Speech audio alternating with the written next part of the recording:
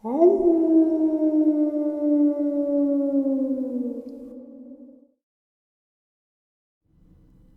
greetings and salutations, everyone, and welcome back to today's second half. Before we get into today's second half of terrifying experiences and encounters, a couple links I'd like to share.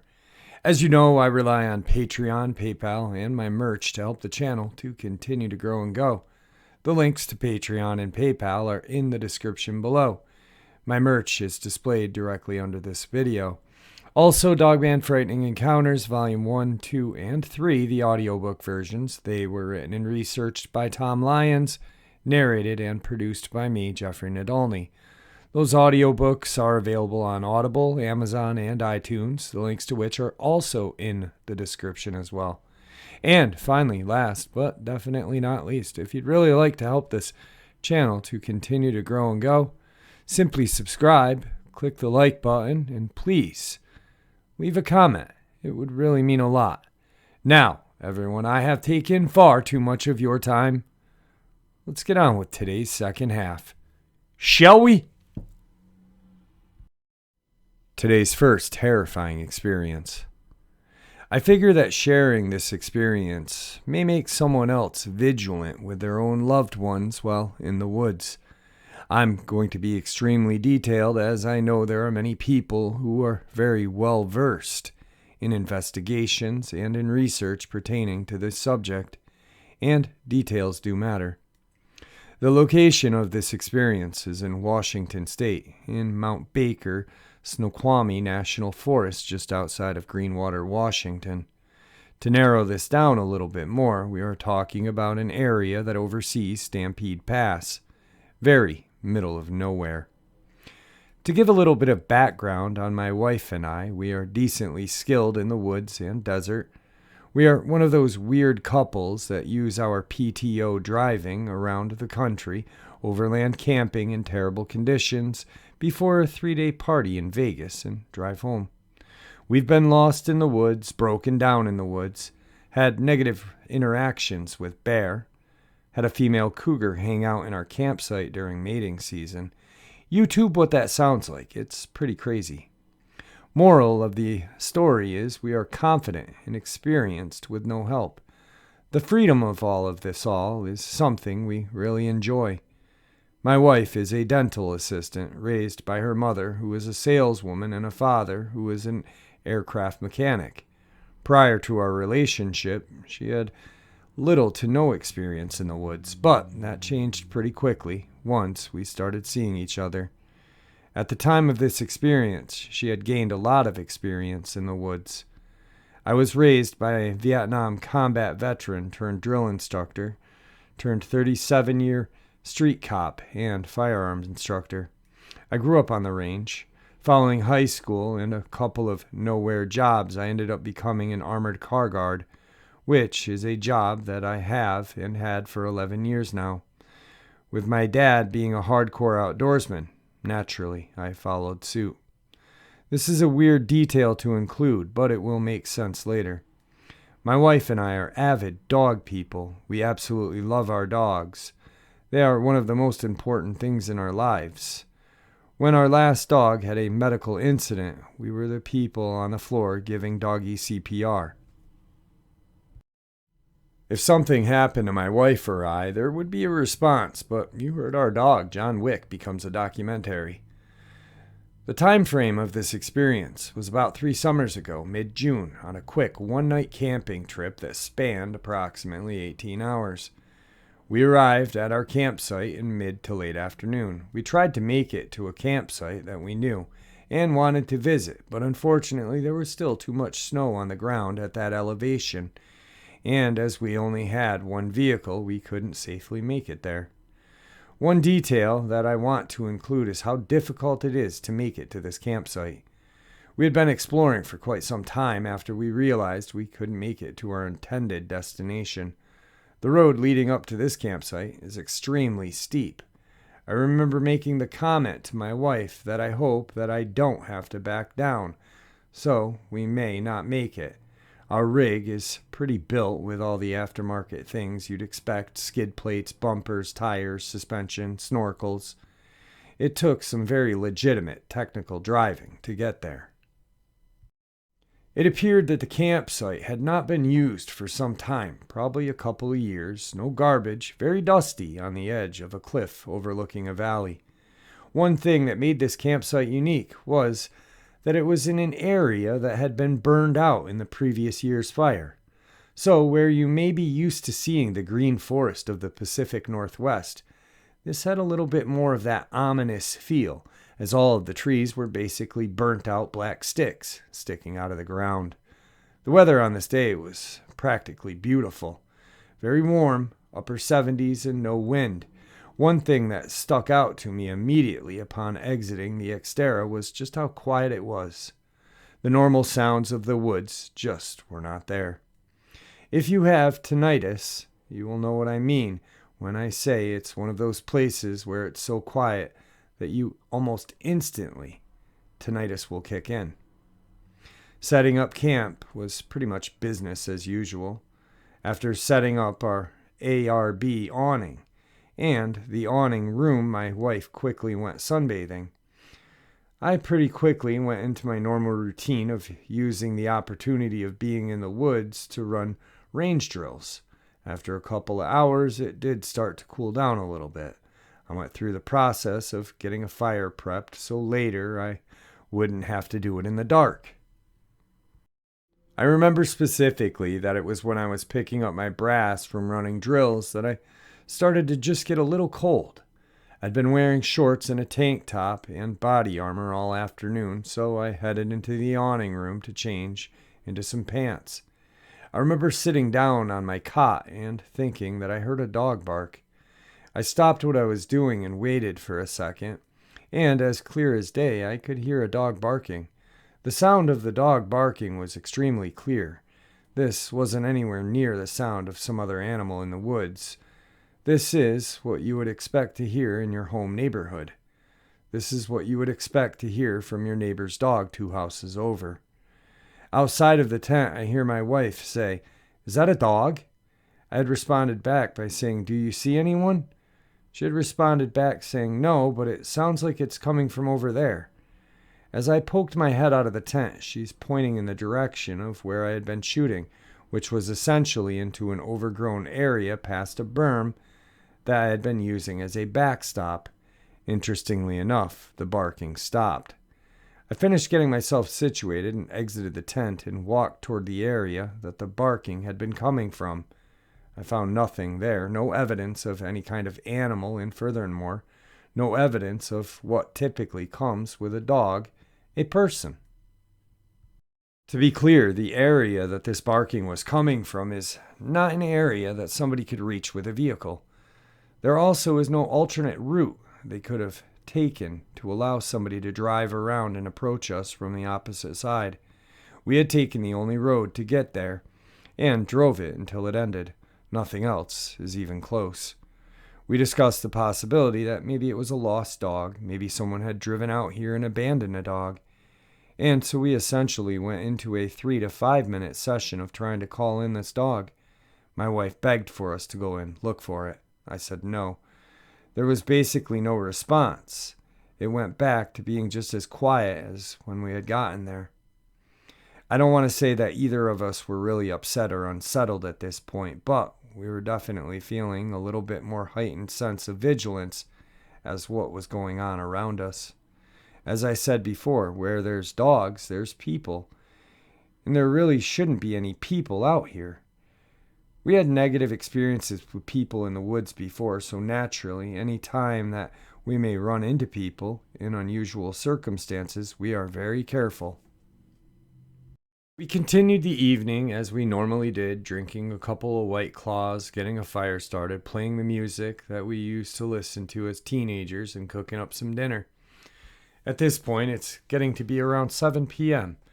I had returned back to the tent to grab a hoodie because the temperature is dropping a little bit more, but it was still relatively warm for the altitude. Within 3 to 5 seconds of me entering the tent, the barking started again. When I heard it, I froze and listened, and it was coming from the same direction that my wife had pointed out before. Before I could even poke my head back out of the tent, my wife said out loud, "Why, it only happens when you go into the tent."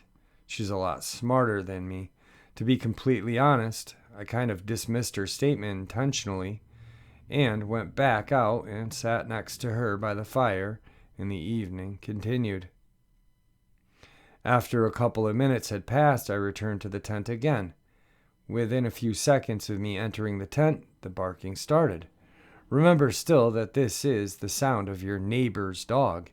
When I exited the tent, the barking stopped, just as it had before.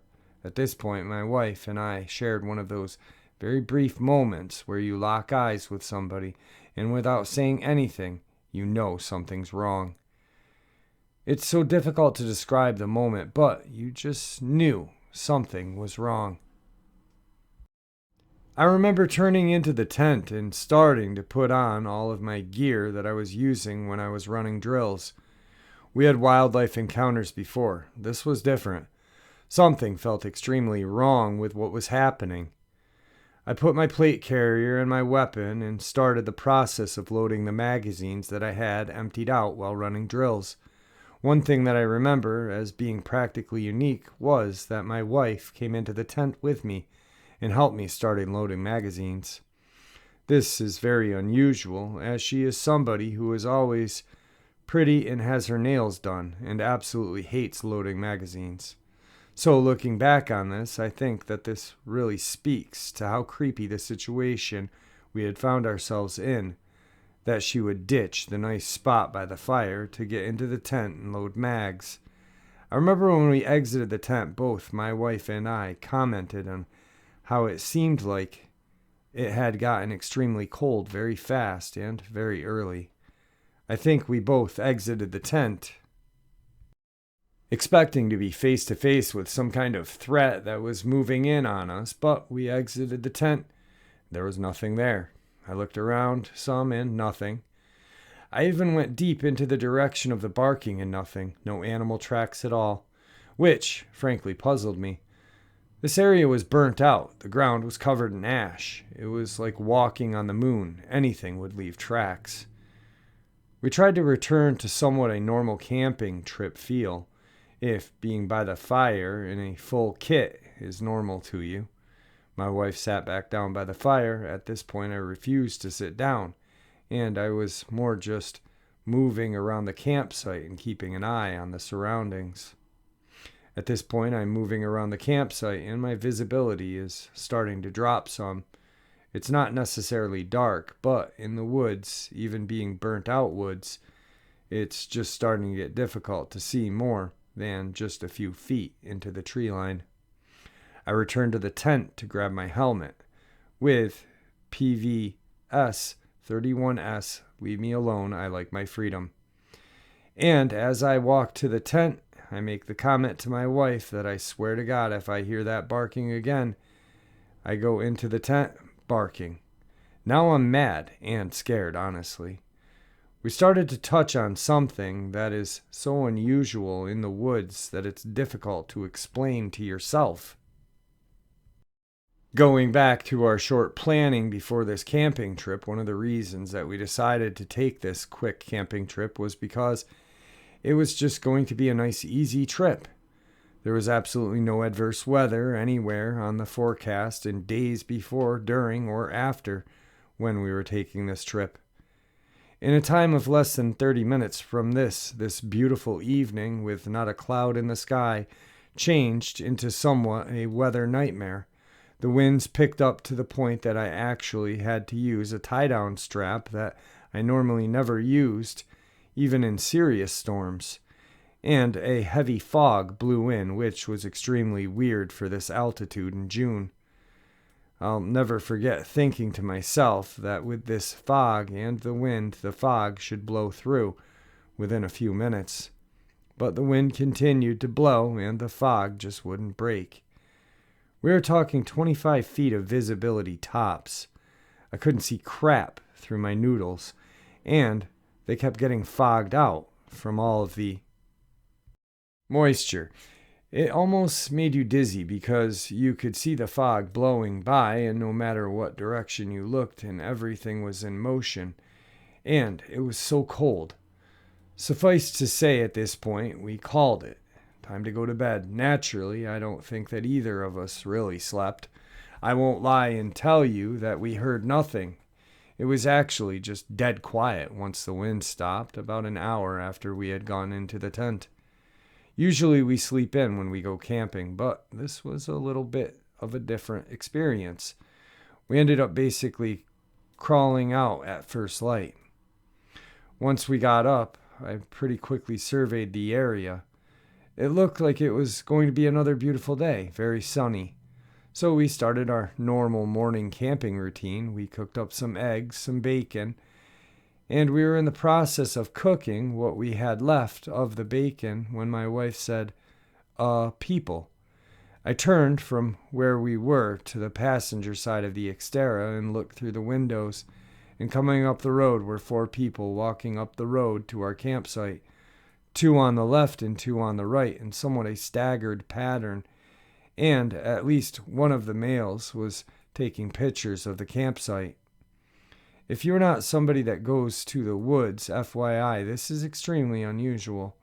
Walking into somebody's campsite is like walking into their home. So naturally, when I look down the road and I see 4 people essentially in a small unit formation moving into my campsite, that's a problem. I walked around my vehicle to meet them, and when I said good morning, all 4 of them jumped like they weren't expecting people to be there. It was 2 males and 2 females, and they basically took a second to look at each other like they weren't sure who should be the one to speak up for whatever was going on. This seemed a little bit weird to me because when you're walking up on an obvious campsite, you can see a vehicle, tent, fire pit, etc., but they were surprised to see people there. A male claimed that they were bird watching, and very cautiously all 4 of them turned around and started walking back down the road. The male who stated they were bird watching looked back up at me several more times. I couldn't help but notice that he seemed extremely situationally aware. Following this interaction, we were pretty much maxed out on what we were willing to deal with. We typically pack in an organized fashion, but this was not one of those trips. We kind of just threw everything into the car, got everything loaded up, and started to head back down the mountain. At the bottom of the aforementioned extremely steep and rugged road to the campsite, we passed a parked SUV occupied by just 1 driver. We did not see the additional 4 personnel on our drive back down. All had appeared to be physically fit and of military age. Alright, so I know a few people are going to be like, Jeff, why did you even include this? It didn't even have cryptids in it. In their best neckbeard voice that still lives with their mom in their basement. But the reason why I did was because what the gentleman said. Be vigilant of your surroundings while in the woods with a loved one or by yourself. Now, the couple did experience some strange phenomenon prior to. You can't explain that dog, right? And then the weather pattern, which is very strange. And then the 4 individuals walking up almost in a militarized pattern. Very strange. Now, some of you may be like, hey, maybe they were looking for their lost dog. Well, wouldn't that be your first comment to or question to the people that you just stumbled into their campsite would be? Hey, sorry to bother you folks, but we lost our dog last night. You wouldn't happen to see or hear him. Instead, we're bird watching. Now, possibly, this is just a possibility, this couple stumbled upon a underground military installation, and these 4 or 5, counting the one in the car below, were sent up to kind of, visualize the situation. Maybe there was some sort of weather disruption machine up on this mountain. Who knows? I don't know. Um, it makes a little sense to me. Maybe these people were some sort of security team and making sure that this little military installation underground that possibly could be funded by the Air Force. Maybe it was a HARP involvement. Um, who knows? Supposedly, the HARP program was supposedly stopped, I believe, in 14 or 15. This would have occurred back in like 2018. So maybe it's not stopped. Maybe they stumbled upon something that they weren't. And that's what this little team was about. But the most key important thing is why I shared this was because it really shows you that you have to be vigilant. You have to be aware of what is around you while you're in the woods. When you're in nature, you can't take it for granted. You do have to have your neck on a swivel. It doesn't necessarily mean that you can't enjoy the outdoors, but when you are enjoying the outdoors, you should always kind of, just be aware of everything. I almost said situationally aware, which is another kind of military statement, and that was what the gentleman felt from the guy who kept looking back at him. So, something's up. I believe these people stumbled upon a underground facility. So, moving on. Today's second experience. All right, I'm 43 years old, and this took place near Deadwood, South Dakota in the Black Hills when I was in 5th grade. I'm pretty sure it was during the summer months between my 5th and 6th grade years in school. So quick math says I was 10, maybe 11. My birthday is in July. Anyway, that matters because at that age I was old enough to be aware of my surroundings and to know the difference between imaginary and real friends. So basically, none of this was imagined on my part, and everything I am going to share is to the best of my ability/memory, true and in no way exaggerated or over-sensationalized for effect. We lived in a small town of Lead, South Dakota, which is about 2 miles further up the hill from Deadwood, South Dakota. The same Deadwood that Wild Bill Hickok was killed in, and the same Deadwood that they made a TV series after of the same name. The area, geographically speaking, is strikingly different from the rest of its surroundings that consist of Wyoming, flat and empty. To the left, and the plains and Badlands, flat and empty, to the right. The Black Hills are actually really pretty. And for an area that you could easily cover on a map with your thumb, they're surprisingly dense and rugged. I can't imagine living there way back in the olden days. One winter, this bit is not at all relevant to my experience. Just a cool memory from living there. I remember it had snowed over 8 feet in only 2 days. 8 feet. That's as tall as a door frame in your home. 12 to 13 foot snowdrifts. The first day of the blizzard, there was 0 wind. Somewhere, my mom has a photo of at least 2 feet of snow that had stacked itself up on top of the antenna of our old Chevy station wagon. That was nuts. Then the wind came with purple lightning. It was a truly insane place to live. All right, back to the experience. My family was considered big by today's standards. I am number 3 of 6 boys, and having been raised a Jehovah's Witness, we were encouraged to keep our friends and associates, too,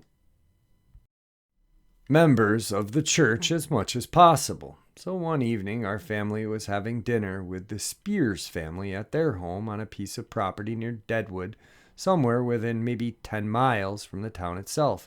Unfortunately, I can't recall the exact location of their property, but I do recall nearby. There were some old, rusty, no longer used train tracks that went through a short tunnel that I remember was a blast to have Roman candle fireworks fighting in. This takes place in the span of about 5 minutes total, maybe less. But that evening it was about dusk and we had already eaten dinner and the adults were in the house getting dessert ready or doing whatever. And it was myself, my older brother Jason, and 2 of their kids, both boys, and we were all within a few years of age. We were out messing around a couple of 100 yards away from the barn that their family was setting up on their property. That was still under construction, but almost finished. It had exterior windows. Unsure if it was actually windows had been installed or not, but it had been a big barn door and everything. I recall we were climbing around up in the rafters of the structures, and someone on the ground level commented about a horrible stench. And within a few moments, this smell caught up with me, who was still making their way down from the rafters of the barn. I can't describe the smell, so I will attempt to describe what it smelled like. Things that smell really bad, I mean really, really bad, cause the human body to involuntarily gag or throw up. This isn't something you can even have time to try and stop. It's a reflex made of everything horrible in nature. The smell hits you and is interpreted by your brain, and before you can exhale, your body is trying to turn itself inside out. And that's what mine did. I clearly remember I was getting ready to hop down onto the ladder and I smelled it and instantly vomited freshly eaten spaghetti all the way down my front of my shirt and shorts. It easily could have been a pie eating contest scene from the movie Stand By Me. Right about then we heard something outside that I had never heard before and haven't heard since. It was a big sound. You know, the sound of an elephant or a howler monkey or the lions make at the zoo. This was no different. It shook the earth. You could hear it, but you could also feel it inside your body. It was something alive, and it was big. Right about then, I was motionless, as we were all staring at each other wide-eyed, and while I was standing up in the rafters, the entire friggin' structure creaked and groaned as the exterior wall was pushed on from my left to the right. It was violent enough that I had to quickly kneel down and grasp the wooden beam I was standing on to keep from falling down to the ground.